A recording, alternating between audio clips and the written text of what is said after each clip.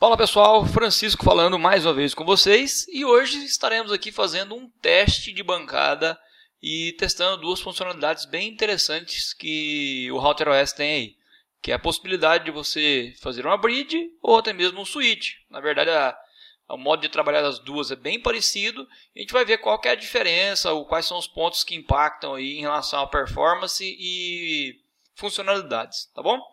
Vamos lá. O que eu tenho aqui em bancada para fazer o teste? Basicamente eu tenho aqui o MK1, que é um RB951G, ou seja, gigabit. Tenho no meio aqui um RB2011 e logo em seguida um MK3 aqui, que é uma outra RB951, beleza? E o que eu vou fazer aqui?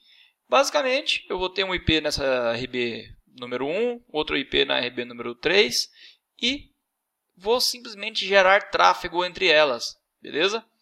E essa RB que está aqui no meio do caminho, ela vai trabalhar aqui como bridge ou como uma switch, no nosso caso. A gente vai ver qual que vai ser a grande diferença aí de trabalhar com bridges ou trabalhar no modo switch, beleza? Aqui eu tenho as três RBs, certo? Eu vou abrir aqui a RB número 1, que é a que vai gerar tráfego lá para o número 3. Olha aqui, estou na RB número 1 e vou gerar tráfego lá para a RB 3. Beleza? Só que antes disso eu tenho que configurar a RB número 2, que é a RB que está aqui no meio. Ela está sem configuração nenhuma. Ela não está configurada nem como bridge, nem como switch. Beleza? Vamos fazer o primeiro teste aqui no modo bridge. Então, vamos lá na RB número 2, que é essa daqui. Eu vou abrir aqui a bridge, vou criar uma nova bridge aqui, deixar esse nome padrão mesmo, não tem problema. E vou colocar aqui duas interfaces, que é a interface número 4 e a interface número 5, que fala com a RB número 1 e que fala com a RB número 3. Vou clicar aqui no mais, vou adicionar a interface número 4, vou clicar no mais novamente e adicionar a interface número 5. Pronto, agora eu já fiz então uma ponte entre essas duas interfaces, a interface 4 e a interface número 5. Aqui em cima eu já estou monitorando a interface número 5, como a gente pode observar. Estou monitorando também o CPU dessa RB, tá bom? Vamos ver o que vai acontecer. Eu vou começar a gerar o tráfego agora da RB número 1 lá para a RB número 3. Olha só, vamos acompanhar o tráfego. 50 MB, devagarzinho o tráfego vai subindo. E você pode observar que o processador da RB também vai subindo aí gradativamente, tá certo? Olha só, atingimos aí o pico máximo, né, que seria quase 1 GB de tráfego passando nessa RB, e o processador está ali entre 60% e 70%, como a gente pode observar, tá certo? Então, é um consumo médio, digamos aí, que estaria no máximo. Lembrando então que a bridge o processamento subiu, mas observe que se eu fizer um torque nessa interface, por exemplo, olha aqui, deixa eu mandar mostrar os protocolos, as portas. Olha aqui, eu consigo observar esse tráfego aqui, tá vendo? Eu consigo mostrar esse tráfego aí, ó, qual porta que está sendo utilizada para gerar esse tráfego. A CPU, deixa eu colocar ele aqui em cima. Olha lá, subiu, foi para 100%. Por que está de 100%? Porque além de estar passando esse tráfego todo nessa RB, eu comecei a fazer uma análise de pacotes aqui, com essa ferramenta chamada Torque, beleza? Então observe que quanto mais recursos eu utilizo, eu vou utilizar mais CPU, beleza? Agora vamos fazer o segundo teste. Deixa eu parar aqui. Qual que é o segundo teste? Eu vou apagar essa bridge. Ó, vou apagar as interfaces, vou apagar a bridge. E agora eu vou fazer o quê? Eu vou juntar essas interfaces aí agora no modo switch, tá bom? Vou colocar essas duas interfaces no mesmo domínio de broadcast através da funcionalidade de switch e não de bridge. Como que eu faço isso? Eu vou abrir aqui a interface 4, por exemplo, e aqui embaixo eu tenho a opção aqui, ó, Master Port. Eu seleciono qual interface que eu quero me ligar. No caso, eu estou ligando a interface número 4 à interface número 5. Simplesmente isso aqui, eu já estou utilizando ela agora no modo switch. E vamos ver o que vai acontecer com o processador. Deixa eu ver aqui, System, Resources, opa, cliquei errado, CPU. Pronto, dá para a gente acompanhar aqui.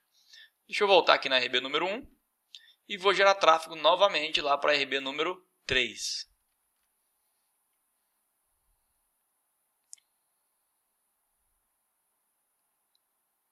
O que está acontecendo, pessoal? Olha só, o tráfego está subindo, está passando pela interface, como a gente pode observar, chegou a 1 GB. E olha o que acontece com o processador. Não teve nenhuma alteração, tá certo? Como a gente pode observar aqui, 0 de alteração. O processador fica entre 0, 1 e 2, que é o normal de ficar aí, tá bom?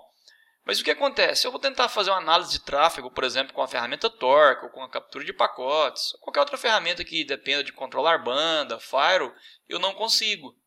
Olha aqui, ó. Se eu der um Start aqui, ó, ele não me mostra nada. Tá vendo? Por que ele não me mostra nada aqui? Olha aqui, mostrou, isso aqui é só tráfego de verificação, não é o tráfego em si ali. O que acontece? O processador não subiu, como a gente pode observar, e o tráfego ficou bem estável, mas eu não consigo fazer nenhum tipo de análise. Em resumo, eu perdi em funcionalidades, mas eu ganho em desempenho. O MRB fica com 0 de processamento. E por que isso acontece? Vamos lá. Deixa eu mostrar um pouquinho aqui, que é um diagrama simplificado que eu separei aqui. Espera aí, tá aqui. Ó. Olha aqui, um diagrama de bloco aqui.